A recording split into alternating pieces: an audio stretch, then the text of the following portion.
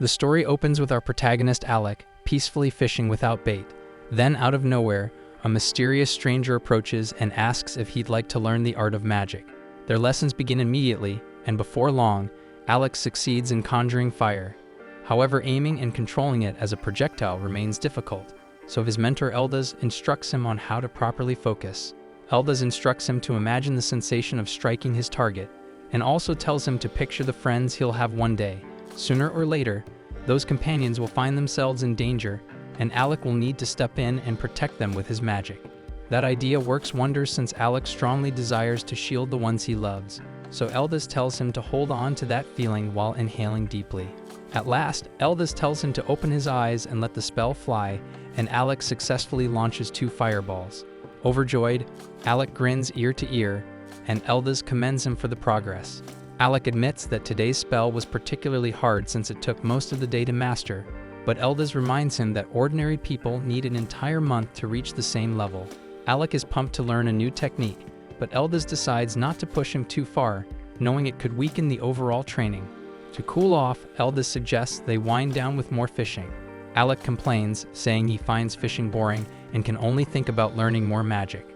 Trying to ground his eager student, Eldaz tells Alec that he's a gifted mage by nature.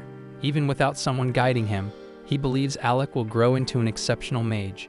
Like the river that flows without resistance, Eldaz tells him to let destiny guide the rest. That leaves Alec wondering why Eldaz chose to teach him in the first place. Eldaz seems unsure how to answer, but before he has to, he's saved by catching a fish. And despite being a brilliant magic instructor, Eldaz is hilariously bad at fishing, so Alec steps in to help reel it in. The moment lightens the mood, and they share a laugh before calling it a day. By the following morning, Alec returns to his training. The new magic formula is tougher than the last, but Eldaz encourages him, saying he's more than capable. The days go by with Alec learning a fresh spell each and every day. Still, it's not all study and effort. One day, the two find themselves in a snowy showdown thanks to magic-fueled snowballs. But the peaceful days aren't meant to last forever, and eventually, Eldaz reveals that he'll soon be leaving the capital. Alec feels crushed by the news, knowing this means they'll likely never meet again, and Eldaz clearly feels the same. But even now, Eldaz still has advice to give. He warns Alec that if the opportunity ever comes to join the Imperial Court as a magician, he should turn it down. Alec doesn't understand the reason, but what he truly wants to know is why Eldaz taught him magic in the first place. Eldaz hesitates, emotion showing on his face, but he manages a gentle smile and says it was because Alec's mother helped him long ago, back when she was still alive. Those end up being Eldaz's final words to his student, leaving Alec silent and shaken. Years pass, and Alec, now a grown man, is attending the Royal Academy of Magic. He never forgot the teacher who changed his life, and in his search for answers, he discovers that Eldaz once graduated at the top of his class. He did become a court mage, but for reasons unknown, he was later exiled. Alec realizes now that this is likely the source of the sadness that always lingered in Eldaz's eyes. With this in mind, Alec makes a bold decision. He sets his sights on reforming the structure of the Imperial Court. To repay the debt he owes Eldaz, Alec swears to make a difference, and that begins by becoming a court magician himself. Time skips forward, and Alec has achieved his goal. He's now serving as a court mage, but that changes quickly as Prince Regulus announces Alec's dismissal. Regulus questions whether Alec even understands his own duties. Alec replies that his role is to assist the prince using his magic, but Regulus clearly has something else in mind. He presses further, asking if Alec fulfilled that role during their last mission, but Alec has no answer. The prince explains that he is a warrior, leads from the front because that's his role, and their shield bearer Ix blocks attacks without hesitation because that's his role, and their mage Leni uses flame spells to push back monsters because that's her role. But Alec, by contrast, has only ever used buffs and defense spells. Regulus says that's not enough, not for someone carrying the title of court magician. He questions whether Alec only holds the position in name. Alec admits that he's stuck to support magic so far, but insists there's a valid reason for it. Regulus isn't interested in hearing his side. He interrupts and tells Alec to just admit that all he knows is basic support magic. Then he calls him pitiful for pretending he's more than that, and the others jump in as well. Leni mocks him, saying he's always warning the team not to go too deep into the dungeon, when really in her eyes, he's just scared. Alec is stunned by the words coming from his former teammates, but Leni tells him that she was simply keeping quiet until now. It was the king who placed Alec in their group, but they've reached their breaking point. None of them are willing to hold back anymore, and they're tired of dragging someone like Alec along while tackling dangerous dungeons. Regulus says he'd heard Alec was top of his class at the academy, but it's obvious now that he's incapable of doing anything unless someone else steps in to help. Alec begs them to let him explain, but Regulus catches sight of something tucked at Alec's side. It's a dagger, and that alone sets the prince off. He snatches the weapon from Alec and reminds him that he gave a direct order forbidding commoners from carrying arms. Alec tries to explain that he brought it for the next floor of the dungeon because they'll need it, but Regulus has no interest in hearing excuses. He declares that no one on his squad is allowed to take independent action, and he says that this is exactly why he opposed bringing a commoner into his party in the first place, and he regrets not fighting harder against it. Regulus then grabs Alec by the shoulders, tears the official robe off his back, and tells him he doesn't deserve to wear it. He's done arguing, and all Regulus says now is that their team has no place for someone like Alec, so he orders him to leave, and Alec stands there frozen. Later that night, Alec buries himself in study, determined to learn everything he can about the dungeon. He uses magic to flip through multiple books at once, reviewing floor layouts and magical data with precise focus. He compiles a full breakdown of the threats awaiting on the 30th level, and concludes that Regulus's team doesn't have the magical capacity to make it through. His conclusion is based on monster strength, terrain difficulty, and the known failure rates from previous attempts. With their current group setup, Alec is convinced they won't make it out alive. Alec wishes things had turned out differently, and he genuinely tried to be of help, but in the end, he just couldn't earn the prince's trust. Just as he's about to give up, Alec realizes there's still one option left. He knows Regulus won't hear him out, so he decides to approach the king himself. But when he reaches the castle, he's turned away at the gate because he's no longer a court magician, and ordinary citizens aren't allowed inside without official approval. Still, Alec refuses to leave and insists that he carries information too important to ignore. Right at that moment, Leni shows up to remind Alec that he's been dismissed.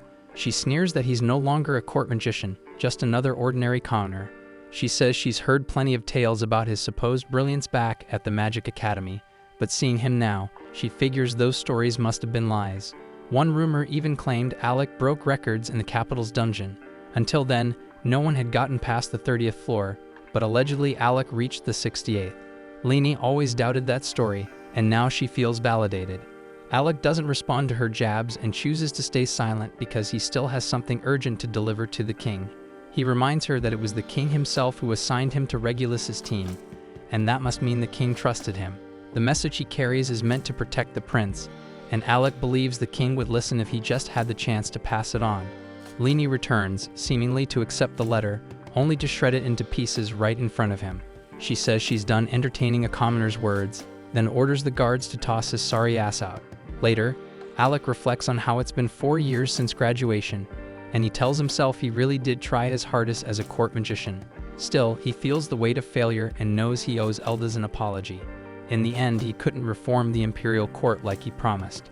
Suddenly, a familiar voice calls out, and Alec turns to see Yorha, an old friend from the past. It's been 4 years since they last met, but she can tell right away that something's wrong. Alec apologizes for the gloomy mood, and Yorha vents her frustration about the kingdom of Galdana. She says she's sick of how this place clings to outdated ideals about noble blood and social class, and how discrimination still thrives because of that shit. Though she's clearly upset about what he went through, she also admits she's a little glad it happened. She reminds him of what she once said in the past, that one day she'd get him to join her team, and that's exactly why she came to the capital. Now's her chance, so Yorha asks if he'd like to dive back into dungeons, but this time with his old crew. She tells him she genuinely needs his strength, and that she'd be happy to have him by her side again. Alec is taken aback because it's a complete reversal compared to the way Regulus's group treated him. Once a court mage cast out for being dead weight, Alec has been carrying the weight of failure and doubt. But thankfully, Yorha pays no mind to any of that. She sees through his self-doubt and reminds him he's far more than who he believes he is. She tells him she doesn't need anyone else, only him. Her words hit deeper than she realizes, and then she reveals something more. Her party made a pact. One day, they'd all come back for him. She doesn't want to pressure him if he has other plans, but her sincerity has already reached him. Alec agrees to rejoin, and Yorha welcomes him back to their A-rank squad. Later on the cart, Alec dreams of a conversation from the past when Eldest warned him not to become part of the court. Yorha asks him if he's okay, and Alec just replies that his old mentor had been right about something after all. Back at the palace, Regulus receives word that Alec has left the kingdom and returned to the life of an adventurer, and the group mocks their former companion. The academy once called Alec its most brilliant student, and Regulus had been eager to see how impressive he really was. But after fighting beside him, Regulus concluded he was nothing but a spineless disappointment. Leanie says she's just relieved they won't have to deal with that useless commoner again. Alec's replacement is already lined up, the brilliant son of a noble house named Vogan, and as a true noble, he'll contribute far more than Alec ever could. And with Vogan now on the team, Leanie says they'll tear through the dungeon faster than anyone has before. She boasts that Regulus's name will echo across the world, and they all burst into maniacal laughter. Meanwhile, our protagonist arrives in the dungeon city known as Fizzle. Yorha loves it here because unlike the kingdom, Fizzle doesn't carry the same old bias and class restrictions, so it's been her party's home base for years. But before they can venture into any dungeon, Alec has to officially register as an adventurer. That part is easy enough, but a new obstacle appears. In Fizzle, no adventurer is allowed past floor 30 of any dungeon without a special permit, and that pass is only granted after 2 years of being a guild member. And since Alec just signed up, he doesn't qualify, which means for now they'll have to wait 2 years. The two decide to rest for a bit, and during their break, Yorha explains that her team has already made it down to the 52nd floor of their current dungeon.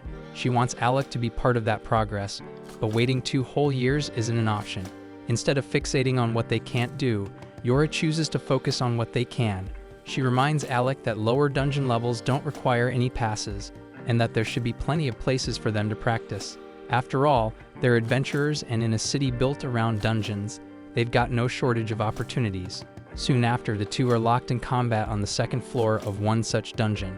Yorha casts a strengthening spell on Alec, and he quickly cuts down several of the giant wasps surrounding them. But suddenly, Yorha feels uneasy. She had planned for this outing to be an easy warm-up, yet something feels off.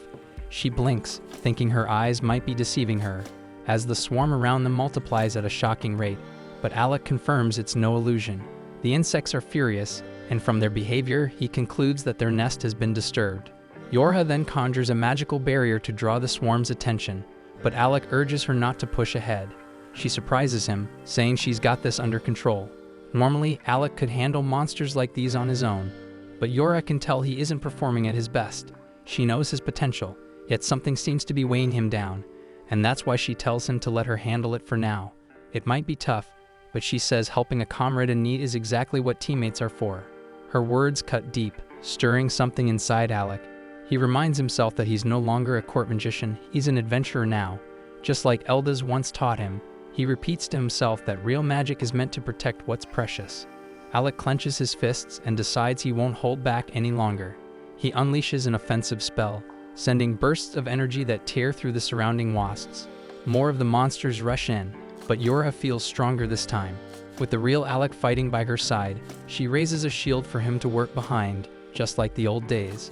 Alec chants again, and bolts of lightning crash down from above, obliterating every last wasp in the swarm. Yorha cheers in victory, but her joy fades fast as the ground splits open, and a massive berserk worm bursts out. Alec instantly understands why the swarm had gone wild, but there's no time to dwell on it. The creature lunges, wrapping around Yorha, but Alec already has a plan forming. He knows the spell he needs, though he hesitates. One wrong move could hurt her. He calls out to Yorha, reminding her that she had mastered the finest defensive barrier spells back at the academy. They've always fought in perfect sync, so Yorha immediately catches on to what he's thinking. She fires back with a grin, reminding him that he was once the student with the strongest offensive magic in the entire school. With their trust aligned, Alec unleashes his full power. He chants the name of his attack Sacrifice Blaze and releases a torrent of searing flame that engulfs the monstrous worm. Yorha braces behind her barrier as the firestorm consumes their foe, and when the smoke clears, the two stand triumphant amid the ashes. Alec tells her that he always had faith in her, and Yorha smiles, saying he's still the most powerful mage she's ever known. The scene then shifts to a memory from their academy days. Their party is locked in combat with a raging dragon, one fierce enough to wield 5 elemental powers in succession.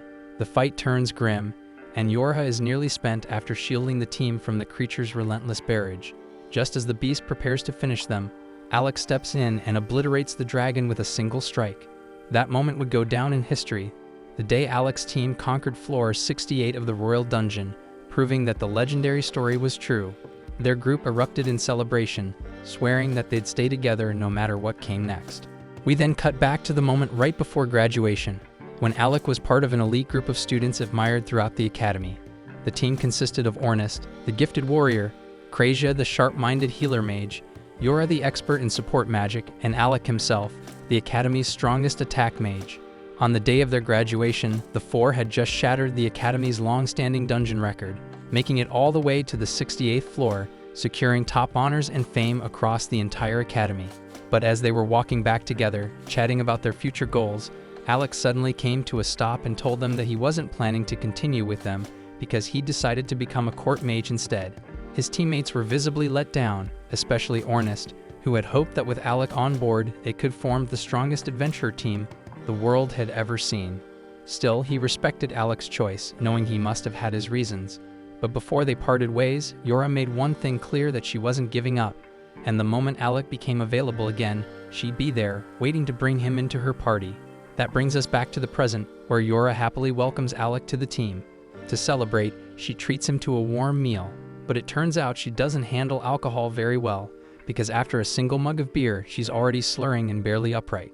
Within moments, she's out cold, slumped in her seat, so Alec places his jacket over her so she doesn't catch a chill. That's when a man suddenly appears behind him, commenting that Alec seems unusually thoughtful for an adventurer. Assuming he's just a random drunk causing trouble, Alec chooses to ignore him and turns away. But the man doesn't like being brushed off, and he angrily swings his bottle at Alec. The glass shatters, but Alec had already activated a barrier spell, blocking the attack with ease. He prepares to respond, but the man surprises him by calling him by name and saying he lives up to the rumors. Then sliding a dungeon permit across the table, he tells Alec to treat it as an apology for such a rude test. Alec, still a bit irritated, now feels more confused than anything. He has no idea who this man is, until Yura, still groggy from her drunken state, suddenly sits up and asks what the guild master is doing here. Alec freezes in place, realizing the man is none other than the guild master himself. The guild master then calmly tells him that he'd like to see what the former court magician is truly capable of, and invites him to come to the training grounds for a demonstration. Soon, they arrived at the guild's testing chamber, where the man finally introduces himself properly as Leviel stands. Alec immediately recalls hearing tales of Leviel's past, and he was once a member of an elite S-rank adventuring team, so Alec knows this fight won't be easy. Still, he's thrilled because he sees this as the perfect opportunity to sharpen his edge before stepping into a real dungeon. As soon as the match starts, Alec opens with a thunderbolt, but Leviel swiftly dodges and retaliates with a slicing water slash. Alec quickly realizes that ranged magic won't work well in this fight, and he'll have to go in close if he wants to stand a chance in this duel. But before he can get close, Leviel activates body enhancement spells, dramatically boosting his speed and strength. He moves so fast that Alec struggles just to follow him with his eyes, and when Leviel finally attacks, Alec manages to throw up a barrier just in time, but even with the shield, the impact sends him crashing into the wall. Yora flinches in concern, but Alec soon gets back on his feet, assuring everyone he's alright. He admits the speed caught him by surprise, but now that he's experienced it once, he starts thinking of ways to react to it. Then a grin forms on his face because he remembers that back when he served the prince, he was forbidden from taking initiative in combat, but now as an adventurer, he has no such restraints, so he's not just limited to dodging and support spells anymore. Channeling his magic into his staff, Alec reshapes it into a glowing blade and charges straight at Leviel. In response, Leviel fires off another water slash, but Alec slices through it with ease, closing the distance. Leviel's impressed, but he doubts Alec will be able to do the same once he starts throwing punches. He strengthens his body even further and darts toward Alec again, but this time Alec is ready. Just as Leviel gets into striking range, he triggers a hidden thunderbolt spell that explodes right in his face, stunning him long enough for Alec to land a direct strike with magic blade. Leviel stumbles back, genuinely surprised that Alec managed to break through his defense. He finally understands why Yorha always speaks so highly of him, but the test is far from over. With a smirk, Leviel activates the ancient artifact in his possession, and then massive glowing gauntlets form around both his arms, and one swing from them slams into the floor and leaves a freaking crater behind. Alec instantly understands that taking even one hit from those gauntlets would be catastrophic, so he knows he has to tread carefully. Still, he refuses to back down and casts another Thunderbolt spell, but this time the effect barely slows Liviel at all. The artifact Liviel activated has a secondary effect. It gradually regenerates his wounds. That means the longer this fight drags on, the slimmer Alec's chances of winning become. Realizing he has to stop Liviel from healing, Alec keeps up the pressure, launching rapid strikes, but none of his hits are landing because Liviel's speed and movement are too precise. Frustrated, Alec taunts him, asking if he's too afraid to face him head-on. The jab works and Liviel swings back hard, losing his precision and exposing himself just long enough for Alec to slash him across the stomach. It's the opening Alec was hoping for, so he's finally landed a solid hit, but he knows it'll take far more than that to defeat Liviel. Liviel charges in again, and Alec throws up a barrier, but the punch blasts through it, shattering the shield completely. Even so, the impact slows Liviel down just enough for Alec to drive a spell-boosted strike into his chest. Liviel is not willing to lose, so he slams his fists down with a devastating hammer blow, kicking up a giant cloud of dust that covers the field. Yorha starts to worry that Liviel is going too far for what's supposed to be a test, because that last hit looked like it should knock Alec out. But then Alec appears behind Liviel and lands one final blow before his wand breaks and he collapses. Yorha runs to check on him, and Liviel admits he may have pushed things too far, and he declares Alec the winner. As Yorha starts treating Alec's wounds, Ornus shows up after getting tired of waiting, and is shocked to learn that Alec had just fought Liviel. He tells Liviel it was a bit much to use his strongest weapon in a sparring match, but Liviel says that things got intense, and he lost himself mid-fight. Now that he's seen Alec fight, Liviel is sure he's ready to enter the dungeon and hands over the dungeon pass. The test didn't go how anyone expected, but Ornus still congratulates Alec for passing. Since Alec is still unconscious, they carry him back and let him rest on a couch. By now, everyone knows what Alec went through as a court mage, and the fact that he lasted as long as he did is nothing short of incredible. The palace was packed with snobs who couldn't stand the sight of a commoner in their ranks, so Alec must have fought with everything he had just to hold his ground for this long. Right then, the receptionist bursts into the room, urgently calling for the guild master with some bad news. Liviel quickly tells the group he has to take care of something and asks them to stay behind and look after Alec while he's gone. Before leaving, he warns them not to go anywhere near his alcohol stash, especially not to touch the rare bottles. The moment Liviel steps out, Ornus casually strolls over to the liquor shelf and grabs the most extravagant-looking bottle he can find, grinning to himself, just to mess with Liviel later. Then turning serious, he asks Yorha to tell him the full story behind Alec's time as a court mage. Up to this point, he's only heard vague bits and rumors, and what he hears stuns him. Alec's job was to serve as the prince's personal protector, but he was banned from carrying a sword or using any magic that could outshine the prince. He was even ordered to carry supplies and manage the inventory during their travels. And the worst part was that after being forced to rely entirely on support spells, the prince had the nerve to call him useless for not using attack magic. That last detail throws Ornus off, and he always thought Alec specialized in offensive magic. Yorha confirms that's true. Alec specifically went out of his way to learn support spells just to stay on the prince's good side, even though it didn't suit him. Hearing all that, Ornus is furious. The mistreatment Alec endured is far worse than he expected, and the second Alec starts to stir awake, Ornus doesn't hold back, and he tells him they should forget about the dungeon for now and go teach that spoiled prince a lesson he won't forget. But Alec, still groggy, calmly tells Ornus to let it go. He admits it still bothers him, but not to the point of seeking revenge. Ornus offers to go beat the guy up for him, but Alec chuckles and puts a hand on his shoulder. He says there's no need because he's just happy to finally be free, doing what he loves with people he trusts. That's all that matters now. Besides, with no one left to cover up the prince's failures, the sweet karma is bound to catch up with him soon. That gives Ornus an idea, and he tells Alec they should focus on becoming the greatest adventuring party the world's ever seen. And once the rumors reach the capital, the prince will realize what he threw away. And when that day comes, Alec will be able to look him straight in the face and tell him off however he likes. Alec admits he likes the sound of that, and they fist bump, vowing that together, they'll become the strongest party out there. At the same time, in another part of the guild, A badly injured adventurer from an S-rank party is being patched up while reporting to the guild master about her latest mission. Her name is Krista, and the mission had gone completely off the rails. Everything fell apart, and her teammates are still trapped deep inside the dungeon. So she pleads with Liviel to assemble a team to rescue them. Liviel immediately calls for an emergency meeting, but with such short notice, the only adventurers available are the ones already present at the guild.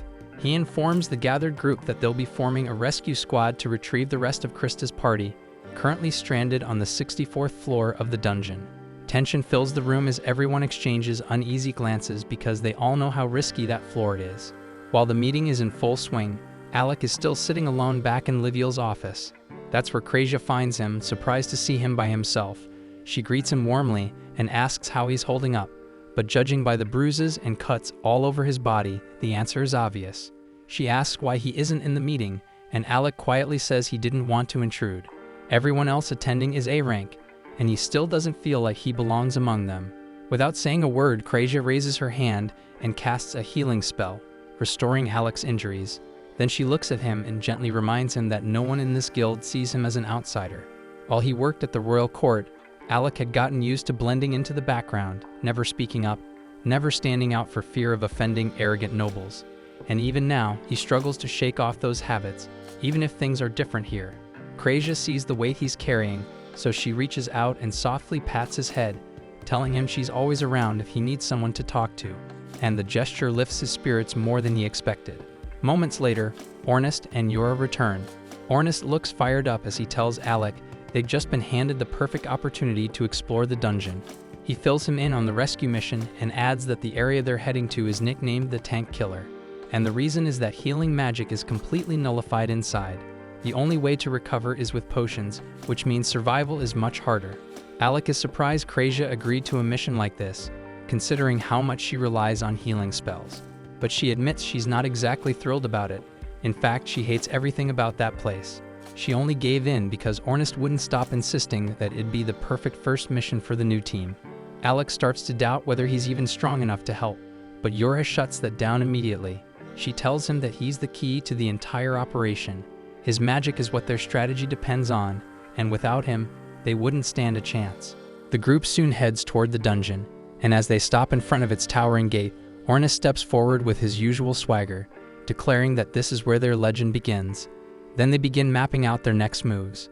This particular dungeon is wrapped in a rare magical aura that completely disables healing spells. That means no recovery magic once they're inside, so only potions and raw agility will keep them alive against whatever comes their way. Their objective lies far below, close to the 64th floor, where members of Krista's guild are currently trapped. But getting there won't be simple, so they'll have to carve their way through every floor before it, including all the boss fights guarding each level. Ornest quickly assesses the situation and notes that if they go floor by floor, they'll arrive far too late. That's when Yura pulls out a gleaming magic crystal, revealing that Krista had given it to them in advance. And with this item, they can bypass all previous levels and teleport straight to level 64. Alec instantly recognizes that this must be an exceptionally rare and powerful artifact, so Yura says that Krista didn't hesitate to hand them out because her only priority is rescuing her teammates, no matter the cost. Yura then adds that the level 64 boss is reportedly an undead, which unfortunately renders Krasia's light-based healing magic ineffective. And since Yura herself is a support mage, the bulk of the fight will rest on Alec's shoulders. Ornest then tells Alec to conserve as much mana as possible, offering to handle the lesser enemies so Alec doesn't burn through his energy before reaching the real threat. Krasia agrees, urging the group to brace themselves, warning that from this point on, they'll be battling death itself. Even a seasoned S-rank party was completely wiped out in this place. Instead of being intimidated, Ornest grins with wild energy, more alive than ever. He rallies the group, shouting that this is where the tale of their legendary party truly begins. With that, Yura tosses the crystal high into the air. As it shatters, it activates, instantly teleporting them deep into the dungeon, right to level 64. The group materializes in a dim, musty cavern, and within moments, a wave of undead skeletons begins to rise, armed with swords and shields. But Ornest doesn't hesitate for a second, and he draws his spear and charges head-on, striking the first wave with ruthless precision. With each thrust and sweep, he dismantles groups of undead effortlessly, boasting that level 64 seems laughably easy so far. The rest of the team stays back for a moment, quietly observing, as more skeletons crawl out from the shadows and begin advancing. Ornest, unfazed, continues his rampage, slashing down anything that moves. But Yora quickly becomes concerned because he's moved too far away from her area of effect, so she breaks into a sprint, calling out for him to return to formation. Alec and Krasia follow closely, both muttering that Ornest will probably be fine. After all, he's armed with a legendary artifact, the piercing black spear. It's nearly indestructible, always razor-sharp, and extremely effective in battle, so it's a perfect weapon for someone who fights with guts instead of brains. Alec calls out to Ornest, asking if he needs a hand, but Ornest confidently replies that this is child's play for him and continues demolishing every enemy that dares to come near. Alec chuckles and keeps walking alongside Krasia when all of a sudden he senses something unusual behind him. Trusting his instincts, he fires off a lightning bolt over his shoulder. As the smoke clears, there's nothing in sight. Even Krasia looks puzzled, asking what that was about. Alec admits he thought someone was behind him, but maybe it was just a false alarm. Still uneasy, he draws his sword and dashes forward, slashing the air in front of him.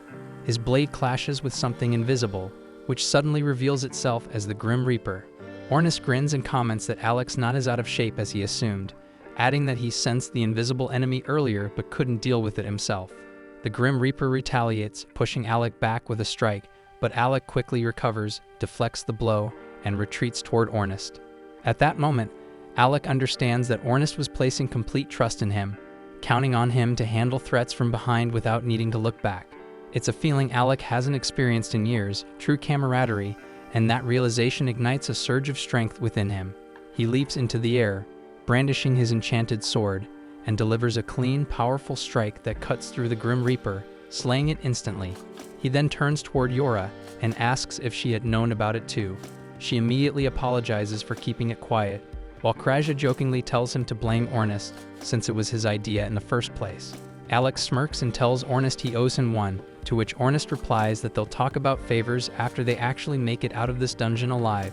The four teammates now regroup, side by side, ready to take on whatever comes next.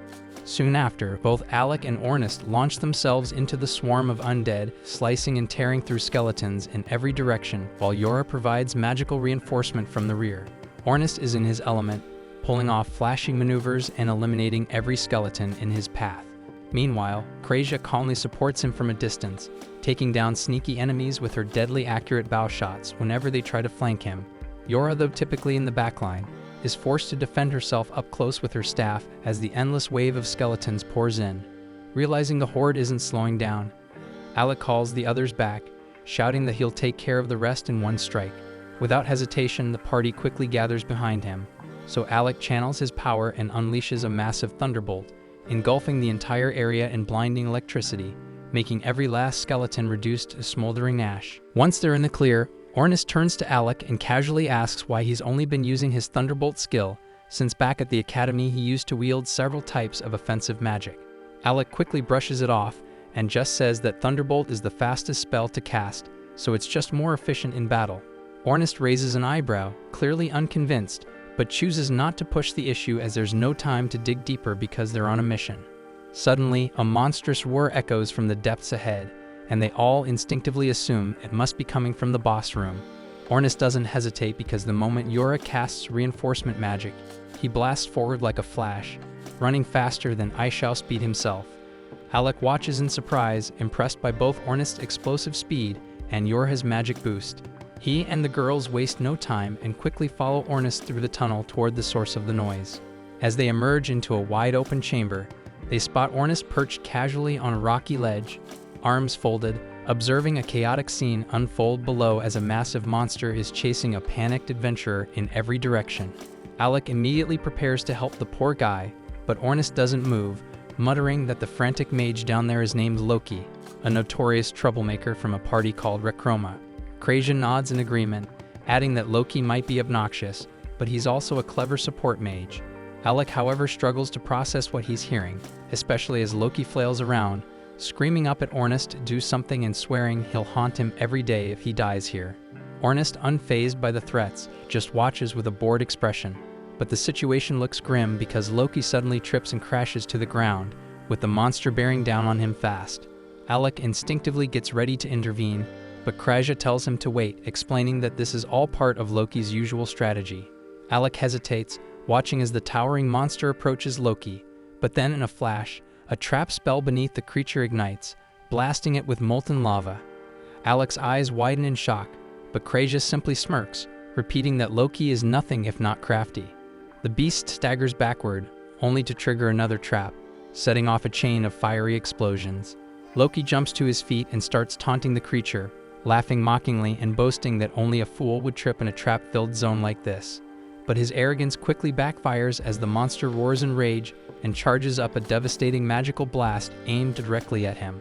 Loki's bravado fades in an instant as he realizes that death is seconds away, so he closes his eyes, bracing for the end, but is saved at the very last moment by none other than Ornest, and Loki can't believe he's still breathing. Then, as Alec and the girls make their descent to join the battle, the monster redirects its fury, launching an attack straight at Alec. But Yorha reacts in time, casting a protective shield that blocks the strike. Alec prepared to counter with another thunder magic, but before he could unleash it, the beast twisted around and charged straight for Ornest and Loki instead. Alec shouts a warning to Ornest and Loki, alerting them to the incoming danger, and fires off another thunderbolt spell that strikes the monster dead on. However, as the dust settles, he quickly realizes the attack wasn't powerful enough to bring it down. Ornest notices the creature rapidly closing in on him, so he resorts to a desperate maneuver, charging straight at the beast and slipping between its legs in a swift motion. He then hurls Loki toward Krasia, who tumbles to the ground beside him. Yorha promptly instructs Krasia to take Loki to the ledge while they handle the monster. Ornest swiftly assumes position, drawing his spear in preparation for the next clash. They wait until Krasia secures Loki's safety, then brace themselves for the final confrontation. Yorha casts a powerful enhancement spell, boosting all of Ornest's stats, prompting him to charge the creature head-on. He skillfully evades its strike, leaps into the air, and drives his spear toward its face. Yet the monster proves far more resilient than expected, violently shaking him off and flinging him to the ground. Yorha races to aid the fallen Ornest, but the monster attempts to crush him instantly. Fortunately, she casts her shield spell just in time to block the blow, giving Ornest a brief moment to recover. Meanwhile, Alec appears almost theatrical, conducting an unseen symphony as he summons 5 glowing magic circles around the monster. Loki observes in disbelief, remarking that even generating 3 circles is incredibly difficult. For Alec to conjure 5 simultaneously, he must be a prodigy, but Krasia calmly replies that Alec is capable of far more. To Loki's astonishment, Alec proceeds to summon 20 magical circles at once. Then, as the monster lunges forward, Ornest climbs up its body and strikes its tail, buying Alec the precious seconds needed to complete his spell. Ornest then leaps away just as Alec finishes his incantation and unleashes a devastating barrage of thunderbolt magic that electrocutes the beast, freezing it mid-motion. But when Alec moves in to deliver the final blow, the creature unexpectedly sidesteps, narrowly evading the attack. The monster immediately begins charging its own magical blast, but Krasia quickly casts a blinding spell, momentarily disorienting it. At the same time, Yorha uses her magic to summon enormous glowing chains that bind the monster tightly in place. Taking full advantage of the moment, Ornest hurls his spear like a javelin, landing a direct hit through the creature's skull as Alec prepares to finish it for good. But to everyone's surprise, the monster still manages to move and immediately begins casting its devastating magical blast once more. Alec, however, remains calm and unmoved, preparing to unleash a spell so rare that only 2 people in the world even know it. One is his mentor Eldas, the very mage who created it, and the other is Alec himself, who learned it directly under his guidance. As the creature hurls its charged blast toward Alec, he counters it with reflection magic, sending the attack back with twice the force. But the Dame monster is incredibly resilient and somehow survives even that. Now barely hanging on, the beast attempts the same spell again, but this time Alec combines his reflection magic with multiple layered magic circles, engulfing the monster in a brutal inferno. The beast is incinerated where it stands, and Ornest follows up by slicing its head clean in half, bringing the battle to an end. With the fight over, the group begins to celebrate their hard-won victory, but their moment is cut short when Loki steps forward, thanking Alec for his help and revealing that he knows who he is, specifically, that Alec is the court magician. Alec casually replies that he's no longer with the royal court, to which Loki responds that it's the prince and his party's loss. He then drops a bombshell, The monster they just defeated wasn't even the floor boss. It was merely one of the sub-bosses that had foolishly chased after him and ended up separated from the rest. This revelation stuns Alec and the others, who now question how powerful the real boss must be if even a sub-boss pushed them to their limits. Loki then reveals that the true floor boss is a necromancer clad in pitch-black armor, masquerading as a knight. He warns that regular physical attacks don't do much damage and are mostly useful for stalling. Turning toward Alec, Loki presents him with a magical wand topped with a silver cross. Alec instantly recognizes the relic as Loki reveals it to be a long-lost ancient artifact. As soon as Alec grips it, the wand transforms into a gleaming sword in his hand. Ornest is skeptical and questions Loki's motive for giving away something so valuable. Loki just chuckles and admits he plans to use Alec as bait on the front lines. The entire group stares at him in disbelief, unsure if he's joking. But Loki explains that Alec, with his frail appearance, would look like an easy target. By placing him at the vanguard, they could lure the boss in, catch it off guard, and then spring a coordinated ambush, securing victory and earning the glory of slaying an S-ranked boss. At the same time, the prince and his team find themselves fleeing through the depths of another dungeon by two enormous caterpillars. The prince is completely thrown off by the situation, unable to grasp how things have spiraled so far out of control, especially given that he's never had any trouble handling these types of creatures in the past. Without hesitation, he orders Lainey to destroy them using magic. She makes the attempt, but for reasons she can't explain, her spells simply refuse to activate. Irritated, the prince lashes out, calling her useless and insisting that he'll take care of the threat personally. However, the moment he swings his blade, it bounces harmlessly off the monster's hide, and it's in that exact moment he starts to realize that something is very wrong, and he takes a hit. Lainey and Ix quickly pull the prince up from the ground after he's knocked down and make a run for the dungeon exit. During their retreat, the prince racks his brain, trying to make sense of what went wrong. His attacks used to carry far more force, and now that he reflects on it, he realizes that his decline in strength began right after he removed Alec from the group. But rather than acknowledging that Alec may have been a valuable asset, the prince convinces himself that Alec must have cursed him out of spite. Once they've made it out of the dungeon, the prince immediately visits one of the royal magicians, Vogan Fornius, to investigate whether he's under the influence of a curse. After conducting a brief magical analysis, Vogan confirms that no such curse exists. The prince is stunned, insisting that he wouldn't have had such trouble clearing the 30th floor unless Alec had sabotaged him. But Vogan, aware of the anti-magic zone present on that floor, calmly explains that the prince likely felt weaker because his support magic was being suppressed. The prince scoffs at the explanation, dismissing support magic as worthless trash that only weaklings like Alec depend on. Vogan does his best to remain professional, even as the prince continues rambling with baseless arrogance. Still, he does find it unusual that Alec hadn't warned the prince about the anti-magic field beforehand, considering Alec is the famed student who once reached the 68th floor.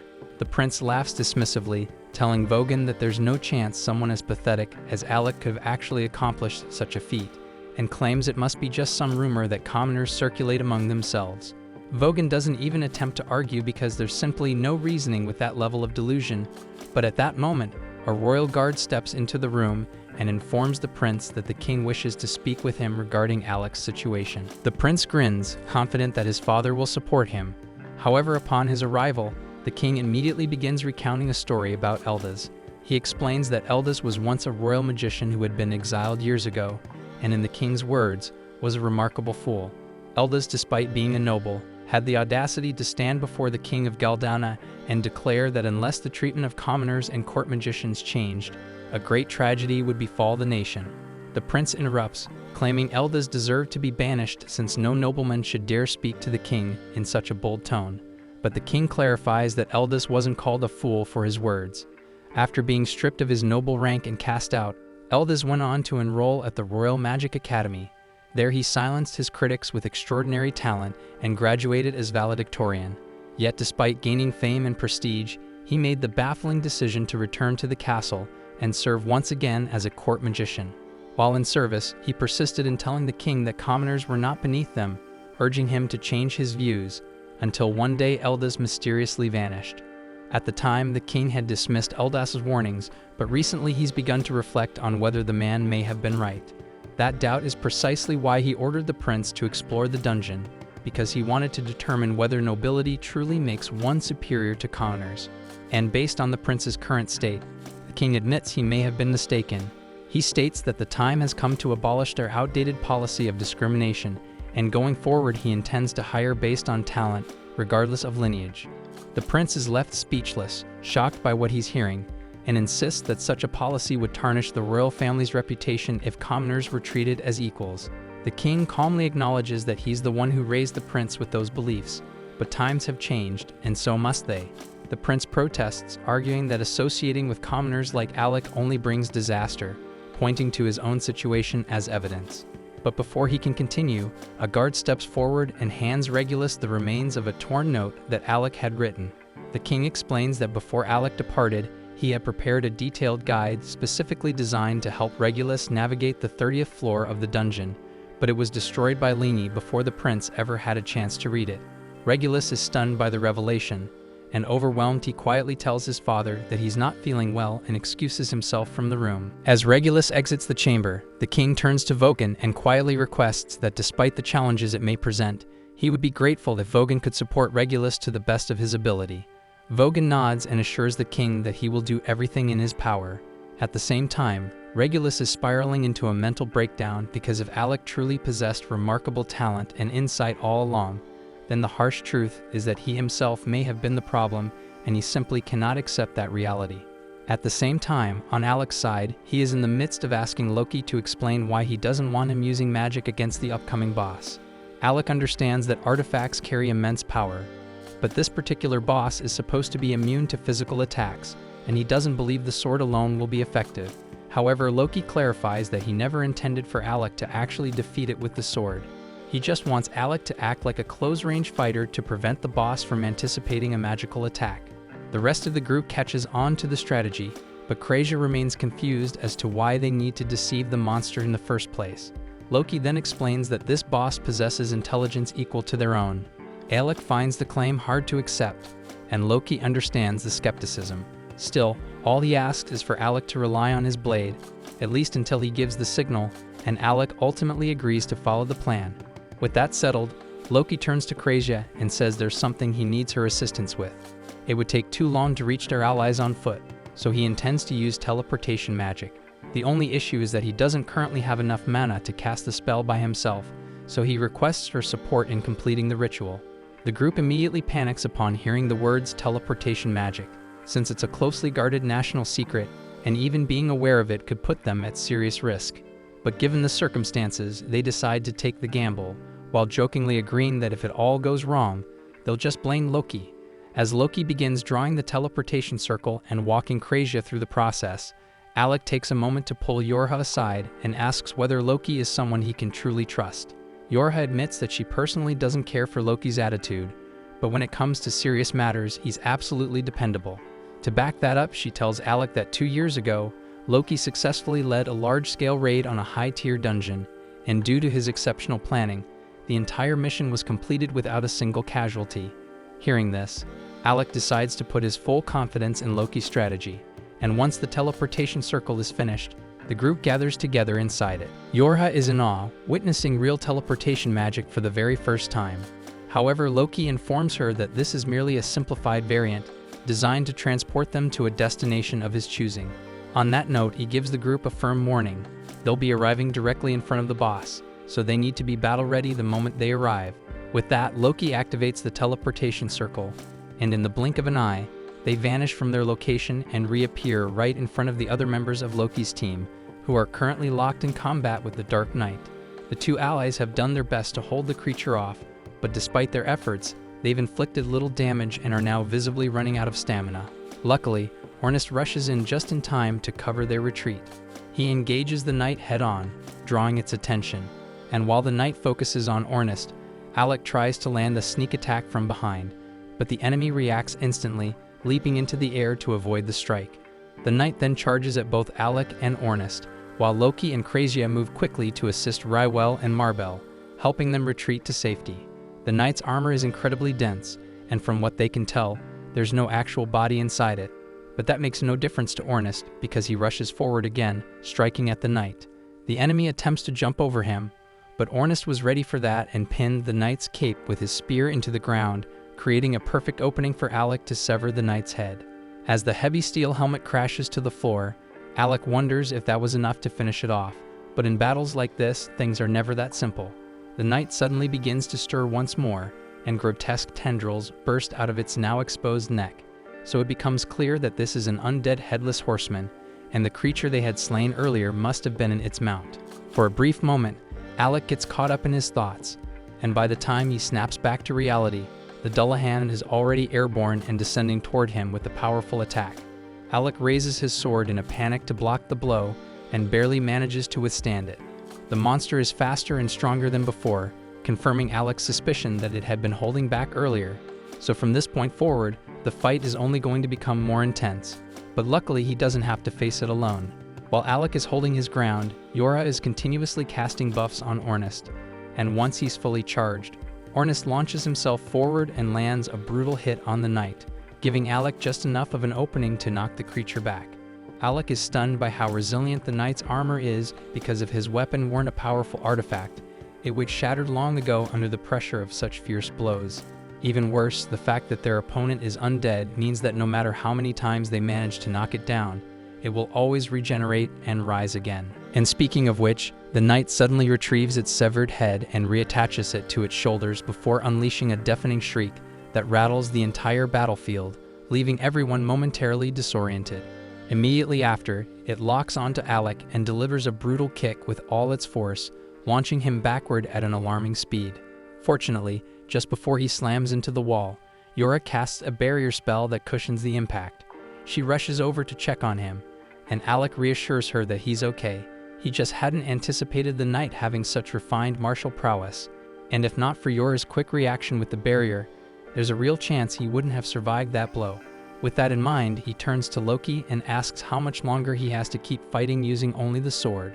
Loki, still in the midst of completing his preparations, tells Alec that he needs to hold out for 5 more minutes.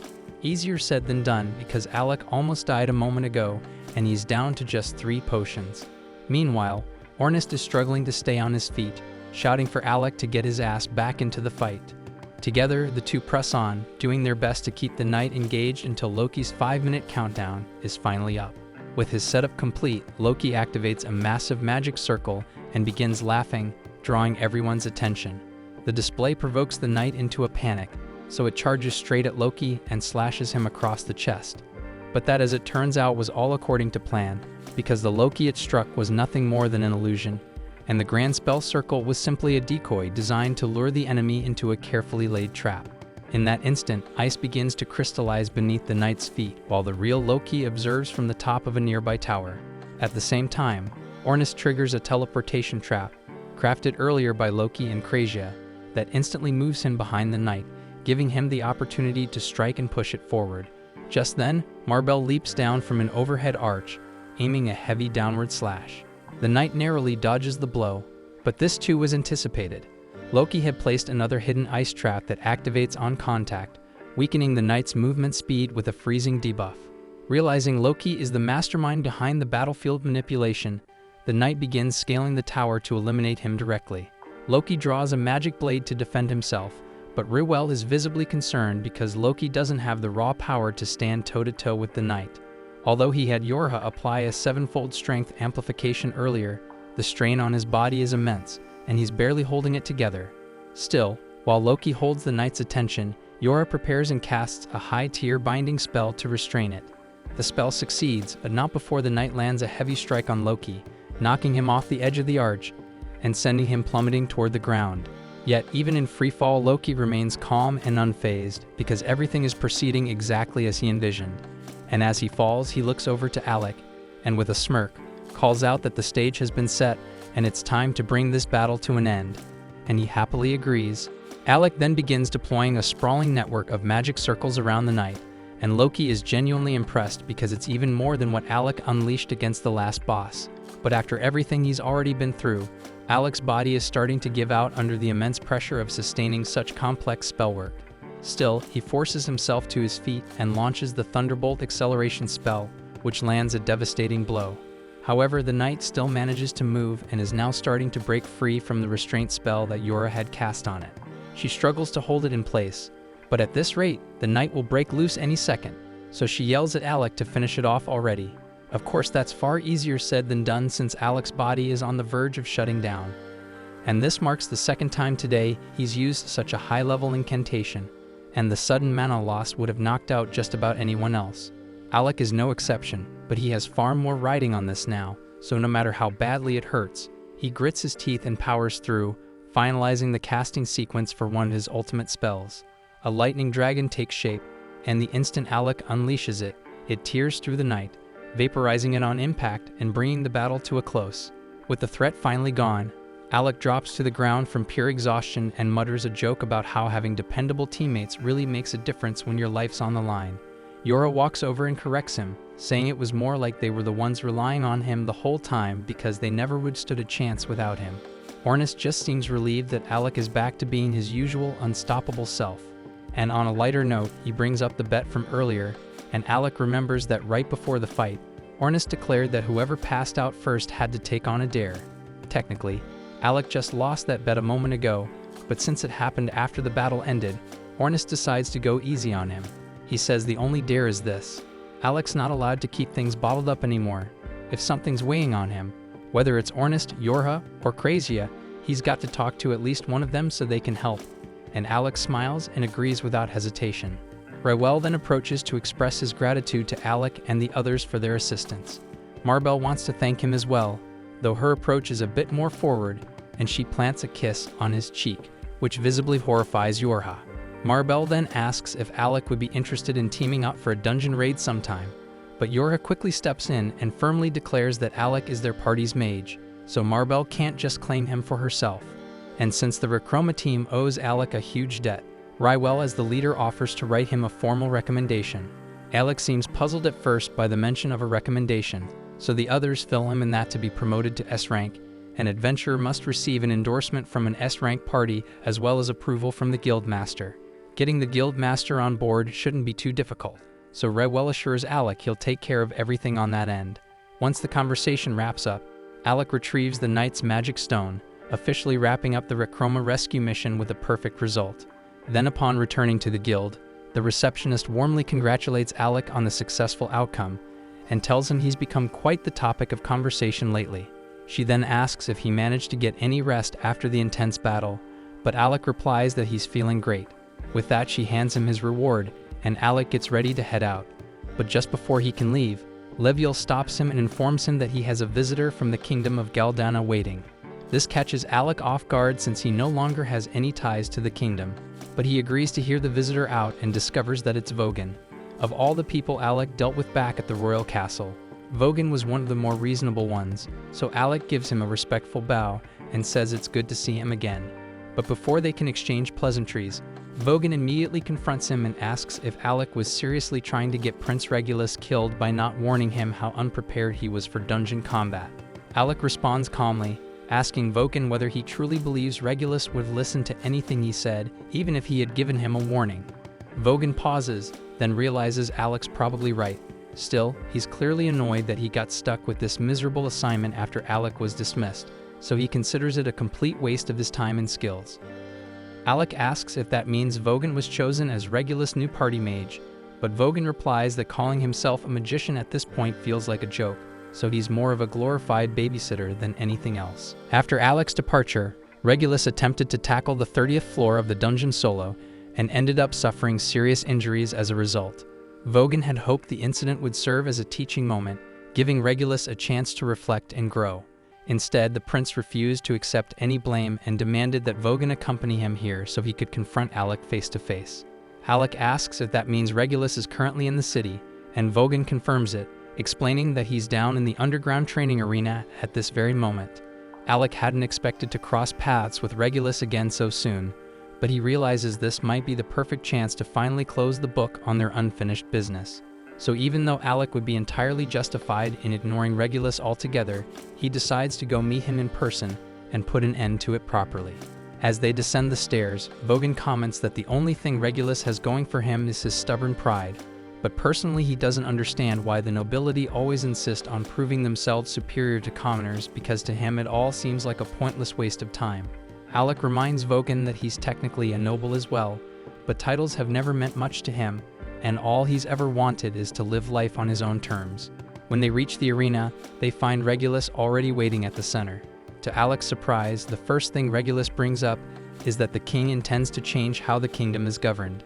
While Regulus personally disagrees with this shift, he says he'll comply out of respect for his father's wishes. Hearing this gives Alec a sliver of hope that maybe Regulus has finally started to come around. But that hope is short-lived, and Regulus quickly adds that regardless of politics, he still can't stomach the idea of taking orders or even advice from someone he views as beneath him. Alec tells him that if he had just listened back then, he wouldn't be in the mess he's in now. But it's clear Regulus still refuses to hear reason, and Alec knows there's no point wasting breath on someone so willfully blind. Regulus has spent all 15 years of his life being told that he's inherently better than commoners, so the idea that he might be the one in the wrong simply doesn't compute. Desperate to prove that everything he's ever believed isn't a lie, he draws his weapons and challenges Alec to a duel, asking Vogan to serve as an official witness to their fight. Without warning, Regulus charges at Alec, forcing him to block with his wand. But Alec is caught off guard to find that Regulus has swapped his usual longsword for a pair of daggers. A few years back, when Regulus was first selecting his weapon, Alec had recommended that he use daggers instead of a longsword, pointing out that his body was still too small to wield something so heavy effectively. But Regulus had instantly dismissed Alec's advice without giving it a second thought. But ironically, he's now following that very advice. Still, just changing weapons didn't suddenly make him a skilled fighter, and Alec easily sidesteps one of his attacks, causing Regulus to stumble forward and slam face first into the ground.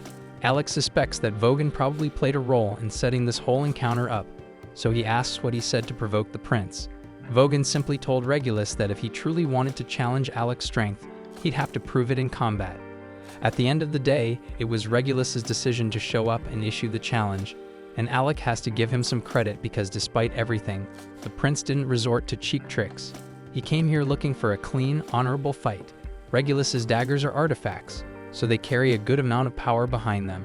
During one of their direct clashes, he even manages to break through Alec's shield. But that's about all he can pull off. He had clearly been training hard with those daggers in preparation for this moment, and in doing so, he finally realized that the real reason he ever made progress in the dungeon was because of Alec's support magic. After Alec was dismissed, Regulus kept attempting to clear the 30th floor of the dungeon on his own, but every time, he'd come back beaten and bloodied, unable to understand why. Eventually, he sat down and read through the recovered pages of Alec's original report, and what made his blood boil was that everything Alec had written turned out to be right. If he had just followed that guidance from the start, he wouldn't have failed so miserably, and even just reading it made him realize how insanely gifted Alec really was, which only made it harder to come to terms with the way he had treated him. So now Regulus demands that Alec activate his artifact and face him for real. Alec asks if Regulus is really sure about going through with this, knowing full well the gap in power between them, but Regulus stands firm and refuses to back down. Still, before they fight, Alec has one question he needs answered and asks if it is actually true that the king intends to reform the way the royal court operates. Regulus confirms it, adding that his father had apparently been testing the strength and resolve of the lower classes, which is why he sent both Regulus and Alec into the dungeon. If that's the case, then it explains why the king always treated Alec with such unexpected kindness. And this revelation is without a doubt the best thing Alec has heard all day, because now, those 4 years he spent serving as a court magician don't feel like a complete waste after all. But as for Regulus, he warns Alec to brace himself because he won't be holding anything back. He draws his artifact and charges forward, fully prepared to face the consequences. Regulus is shaking in his boots, knowing full well he's about to get the crap beaten out of him, but still he stands his ground, ready for whatever's coming. Yet at the very last moment, instead of striking Regulus, Alec shifts his aim and slams his attack into the ground. Regulus demands an explanation, asking why Alec chose to let him off the hook. He reminds him of every insult, every time he ignored him, mocked him, and acted like he was worthless for no reason at all. He built his whole self-image around the belief that being a noble made him better than everyone else. But if that was a lie, then what's left of who he is? He came here thinking that dying by Alec's hand would at least let him hold on to some shred of dignity. But now, Alec's looking at him with pity, and Regulus is completely lost, and he doesn't know what to believe anymore. Alec typically isn't one to laugh at someone else's misery, but even he can't help chuckling at how ridiculous this has all become. He walked in expecting a bitter grudge match, figured Regulus would be shouting threats and throwing punches. But instead, the guy's breaking down and asking for life guidance. The absurdity of the moment makes it impossible to stay angry, and suddenly Alec realizes how pointless all that resentment was in the first place. Once he sees that Alec isn't mad anymore, Regulus lowers his head and sincerely apologizes for how he treated him in the past. And Alec is honestly stunned because he never thought Regulus had it in him to swallow his pride and admit fault. Still, he understands that Regulus acted the way he did because of how he was raised. That doesn't excuse it, but if Regulus is willing to change, then Alec figures it's worth letting go, so without hesitation he offers his hand. Regulus reaches out, about to accept it, but at the last second he pulls back, still feeling a bit too embarrassed to follow through, and he wants to hang on to a little bit of pride. Instead, he pulls out Alec's old court magician cloak and apologizes for taking it from him that day. He tells Alec he can have it back if he wants, and he also presents a letter from the king himself, stating that there's an open seat at the royal court waiting for Alec, should he ever choose to return. Alec raises an eyebrow and asks if the king is ordering him to come back, but Vogan assures him that it's not a command, just a request. Alec nods, then says he doesn't need the cloak or the letter, because he's perfectly content with his current party and has no intention of ever leaving them behind again. Regulus accepts his answer without complaint, but insists Alec take the cloak anyway because it belongs to him. Then he tells Vogan they're done here and it's time to leave, because there's nothing more to say. But as he walks away, there's the faintest smile tugging at his lips, and it's clear that both he and Alec have finally made peace with their past. The next day, Alec catches up with the group and casually asks if anyone's got time to hang out. Krasia, Yorva, and Ornest all say they're free and ask what he's thinking. So Alec admits he was hoping they could show him more of Faisal because he's still getting his bearings and wouldn't mind a proper tour. Under normal circumstances, all three would be happy to help out. But the second Ornest and Krasia realize what's happening. They both spot this golden opportunity to give Yorha some alone time with Alec. So without wasting any second, they each toss out some clearly fake excuse and duck out, leaving Alec with no choice but to spend the day with Yorha one-on-one. Alec doesn't pick up on how suspicious their exit is, and Yorha just laughs it off, even though she knows full well they just handed her a gift on a silver platter. That said, she almost screws it up right away by asking Alec if he wants to push the date to another day, but he says he's totally fine with it being just the two of them. Hearing that gets Yorha a little hyped, so she jumps up and says she's gonna give him the full Faisal experience. A bit later, the two are strolling through the city as Yorva explains that Fizzle's an adventure-heavy town, so it's common to find weapons, armor, and all kinds of gear sold everywhere. But she warns him not to trust everything he sees, since some merchants are shady and love tricking people with useless junk. But that'd be great advice if she wasn't currently getting conned herself. Alec watches, half amused as Yorha's already fallen for some sketchy pitch. A merchant is trying to sell her a drug that supposedly gives you the stamina to fight for days without sleep, and that shit made Yorha want to buy it badly. But Alec can feel the bad energy radiating off that thing just by looking at it, so he grabs Yorha's hand and tells her to come with him. He figures it'd be smarter to let Krasia and Ornest handle the shopping instead since Yorha gets easily distracted. She admits she does get duped here and there, but reminds him that the last time she asked those two to shop, Ornest came back looking like Zorro, and Krasia bought an oversized teddy bear, so trusting them isn't exactly a winning move either. With that in mind, Alec says he'll take over the party's shopping from now on, and Yorha tells him that would honestly make her life way easier. As they continue walking, Alec notices a cozy-looking cafe and suggests they take a break, so the two of them go inside to relax over some tea. While they're sitting and chatting, Alec brings up how Ornest and Krasia seem to really dislike Loki, and asks Yorha what that was all about. Yorha tells him it's kind of a long story, then explains that 2 years ago, they ran into an A-rank party that was struggling in a dungeon, so they stopped to lend a hand. Not long after, Loki and Rewell showed up too, and they all teamed up to take down the floor boss together. But during the fight, Ornest got injured while shielding one of the A-rank adventurers by taking a blast of acidic spit straight to the back. He tried to act tough afterward, pretending he was fine, but his legs gave out on the way home, so Loki and Rewell had to carry him back. Up to that point, Loki had treated Ornest decently, but while Ornest was knocked out, his spear kept smacking Loki in the head, and eventually Loki lost his patience and chucked it into the forest, gone for good. Yorha doesn't think Loki meant any harm by it. In fact, he probably assumed it wasn't a big deal, since the spear was already in bad shape. But to Ornest, that spear meant a lot, and when he woke up and learned what happened, he was seriously pissed off.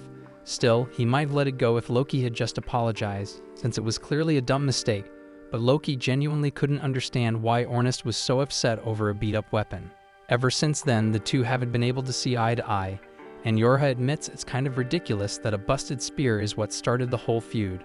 Alec agrees, but that still leaves the question of why Krazia doesn't like Loki either. Yorha laughs and says Krazia doesn't actually have a real reason, she just doesn't vibe with the guy. A little later, Alec and Yorha are walking through town again when she starts reminiscing about all the time they used to spend shopping together back in Galdana. They'd pool their gold to buy healing items, and she even remembers how Krazia once tried to brew her own potions, but every single attempt turned into a disaster. As they keep walking, Yorha suddenly stops in her tracks. Her eyes lock on an elven ribbon hanging in one of the market stalls, and she's stunned. These rare accessories boost the wearer's magic power, and she's been searching forever for one. But the price tag is steep 50,000 gil, and she doesn't have anywhere near that much on her right now. She's clearly upset, knowing someone else will probably snatch it up before the day's over. And seeing how much it means to her, Alec decides on the spot to buy it for her. Yorha looks at him, a bit unsure, and asks if he's really okay dropping that kind of cash on her. But Alec tells her it's for the good of the team. Her magic plays a huge role in keeping their coordination tight. Plus, he's sitting on a mountain of savings from his days as a court magician, and honestly, he wanted to treat her to something nice. Yorha beams and tells him she'll treasure the gift with all her heart, and Alec's happy to hear that. The two of them spend the rest of the day enjoying the city together, checking out different spots and soaking in the atmosphere. As the sun begins to set, they end their outing by heading up to the top of the clock tower to watch the view. Yorha turns to Alec and asks what he thinks of Faisal, and he says he loves the energy here because the way everyone's so full of life and free-spirited makes him feel like a real adventurer for once. After hearing that, Yorha gets a little more serious and asks Alec if being in her party is truly what he wants. She brought him in right after he got exiled from the royal capital, and she can't help but feel like she took advantage of his situation, like she pressured him into joining when he didn't have any other options. She tells him that if he ever wants to leave, she won't hold him back, but Alec cuts her off and says sure, there were a few things he had planned back in Galdana before leaving, but that doesn't matter anymore. What matters now is chasing the goal Ornest threw out there, becoming the strongest party in the world, and he knows there's no way he can reach that without Yorha and the others by his side, so he's not going anywhere. That answer puts Yorha at ease, and she's especially glad to hear it because it's rare for Alec to speak so openly. He's usually the kind of guy who keeps everything bottled up. Alec says he just felt like it was time she knew how he really felt. And actually, there's one more thing he needs to tell her. Yorha starts blushing, thinking this might be the moment he confesses his feelings, and she even starts leaning in, expecting a kiss. But Alec suddenly chuckles and says the only reason he's being so open is because he lost a bet to Ornest, and part of that deal was that he's not allowed to hide what he's thinking anymore. Yorha instantly realizes Alec still has no clue how she feels about him, and it leaves her totally flustered. She had really hoped he'd finally make a move, but he's not. Frustrated, she turns away, trying to hide her embarrassment, while Alec just stands there confused, completely unaware of why she suddenly looks so upset. The following day, Ornest heads over to wake Alec and finds him completely knocked out in bed, surrounded by a pile of books. He tries the usual way, calling Alec's name, but when that fails, he just yanks the covers off and shouts for him to get the hell up. Ornest reminds him that a proper adventurer is up at the crack of dawn, ready to go. Alec gets it sure, but he still doesn't understand how Ornest has this much energy first thing in the morning.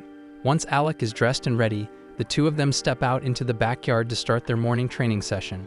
They go at full force, and Yorha, watching from the side, warns them to dial it back before one of them ends up getting seriously hurt.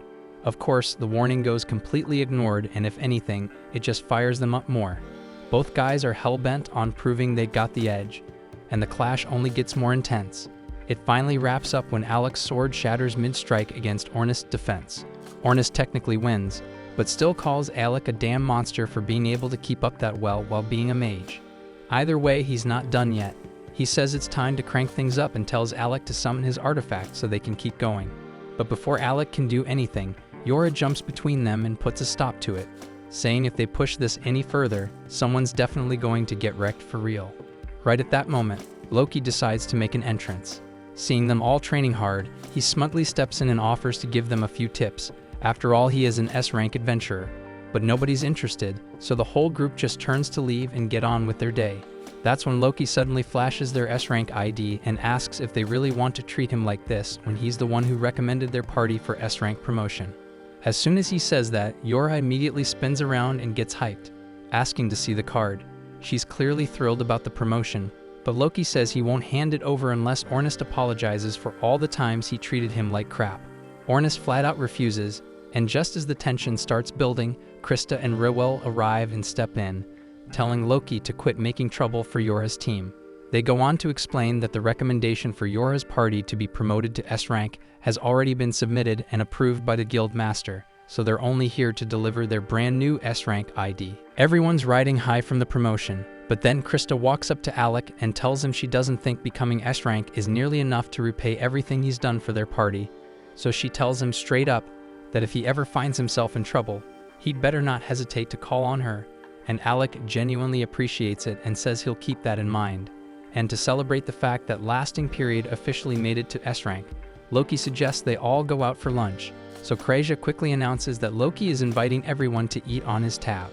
And immediately, the group heads over to the tavern for a well-deserved feast. Even while they're eating, Alex still can't fully wrap his head around the fact that he's part of an S-rank party now. But Ornest catches the look on his face and immediately calls him out, warning him not to start doubting himself. He then tells Alec this is just the beginning of their legacy, and if he starts getting stuck on stupid insecurities, Ornest won't hesitate to beat some sense into him. Alec says he gets it, and with that, Yora lifts her glass and proposes a toast to their new S-rank status. They even go as far as ordering a whole barrel of the tavern's most expensive booze, much to the dismay of Loki's wallet. Hours later, night has settled in and everyone's full and tired, ready to head back home. Except for Yora, who's completely knocked out after drinking way too much. Kreja explains that she was just in an especially good mood tonight, not only because of the promotion, but also because Alec turned down the king's offer to return to Galdana so he could stay with their party instead. Right then, Nisha comes running up looking for Kreja, saying the guild is short on healers and they could really use her help.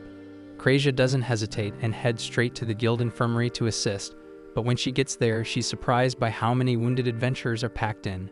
She turns to Misha and asks if a dungeon raid went south or something, but Misha shakes her head because monsters didn't cause these injuries, they were caused by people.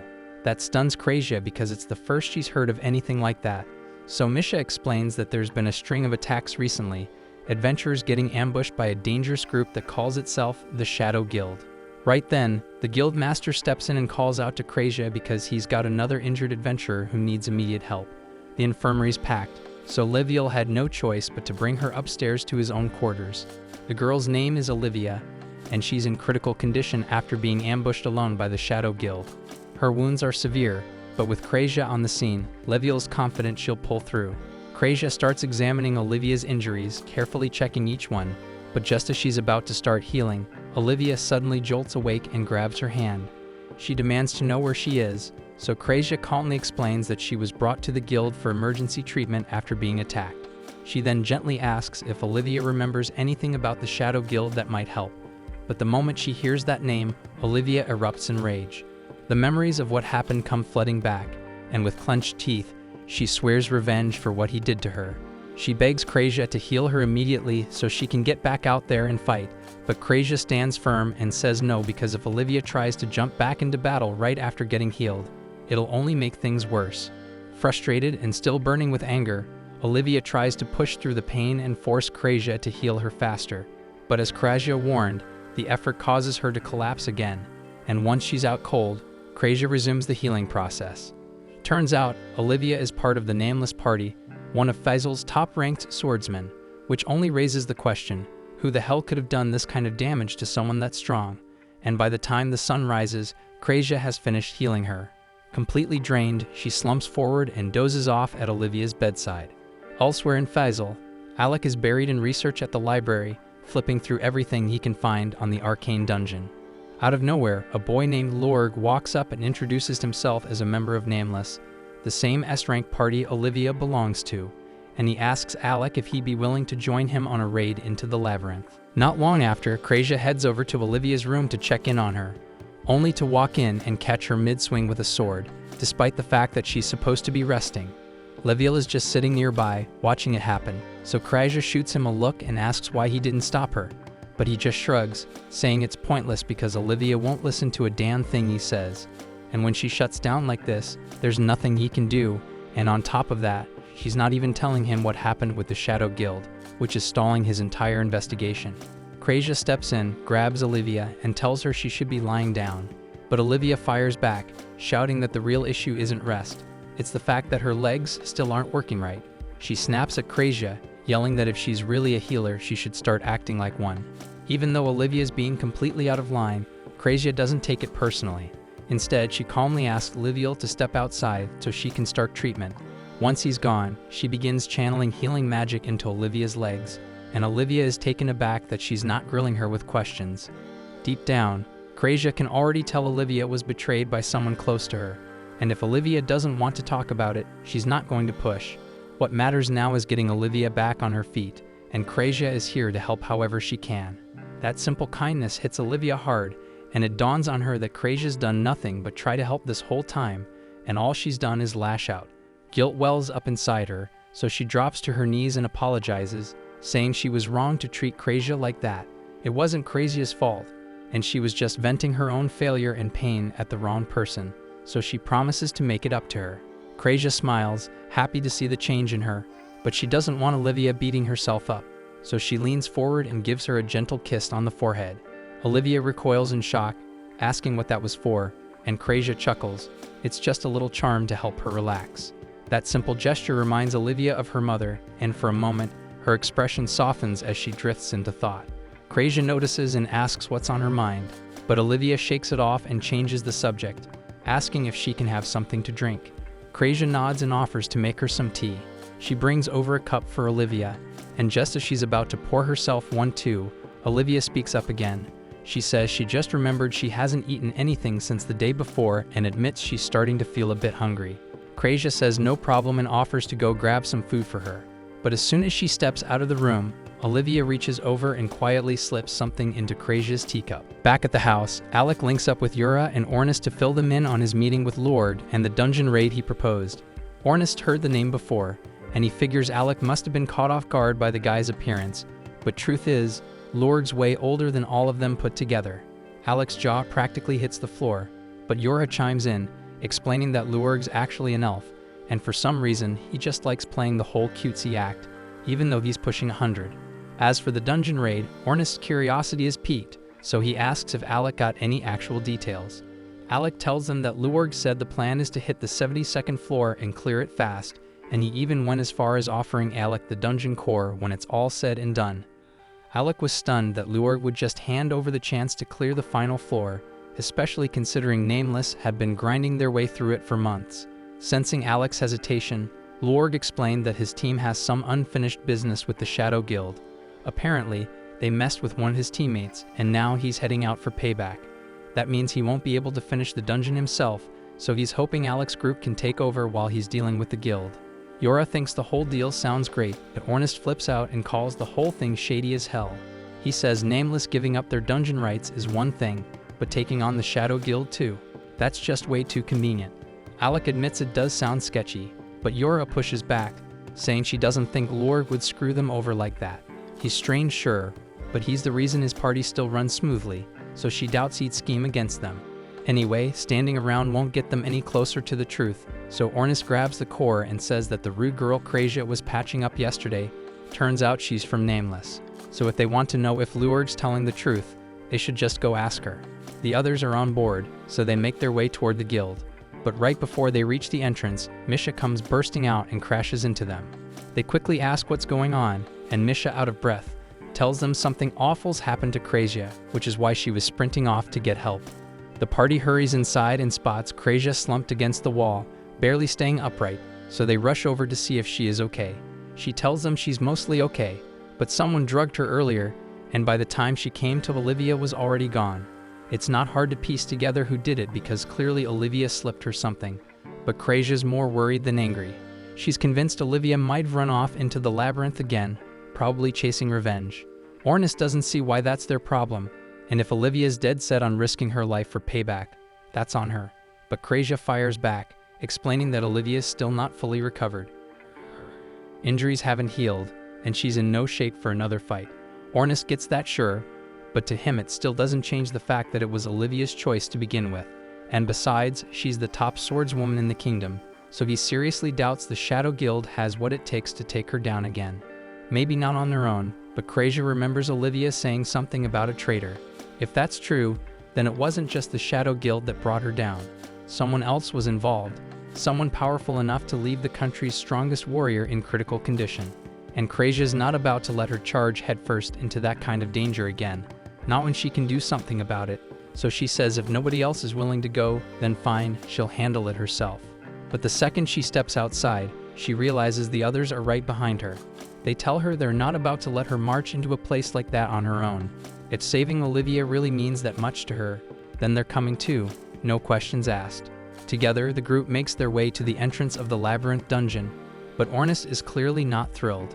Alec asks him what's wrong, so Yora jumps in and explains that the dungeon's a mess of teleportation traps, scattered all over the place, making it a total nightmare to get through. Marbell then chimes in, warning that it's super common for teams to get split up in there, so everyone needs to stay sharp. That's good advice, but now they're all wondering what the hell Marbell is doing here anyway. Marbell explains that she heard Olivia took off from the guild and was headed back into the dungeon, so she came rushing here to stop her before she entered. But she was already too late, and that's why she wants to join their party. She says Lurg also asked her to step in as a substitute for Olivia, since she's also an S-rank swordswoman. But the real reason she came is because she wanted to see Alec's incredible magic in action, up close and personal.